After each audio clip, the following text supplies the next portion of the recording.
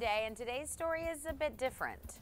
Yeah, a family of three asked for our help after they were rear-ended by drivers on Chapman Highway. Their 3-year-old daughter was asleep in the back seat when it happened. Yeah, the crash happened August 3rd at the intersection of Stone Road and Chapman Highway. The family says they were trying to make a right turn at the intersection when they were hit from behind.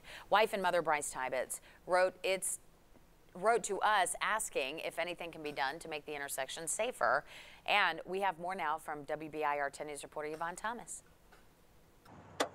We had just finished packing up the rest of our stuff from our home. In August, new parents Jonathan and Bryce Tybitz were packing up for a short trip across town to their new West Knoxville home. We're taking turns holding the baby, trying to get things in the car. But within minutes of the drive, their ride home changed in a flash. Before I knew it, we were in the middle of the intersection.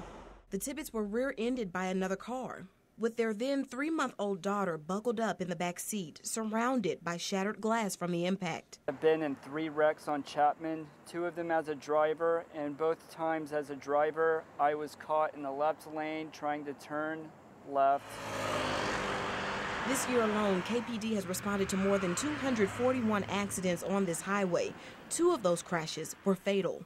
TDOT released a statement to our newsroom saying Chapman Highway is a corridor with many challenges, including site issues, high traffic volume, and outdated road designs. I would love to see more turn lanes and just a safer road, really. Right now, TDOT has 3 projects in development to improve the highway in Knox, Blount, and Sevier counties. All 3 projects would widen the traffic lanes from 4 lanes to 5. And even though these projects are pending, anything would be safer than what it is now, I believe. Folks like the Tybitz are also on standby, hoping for a change.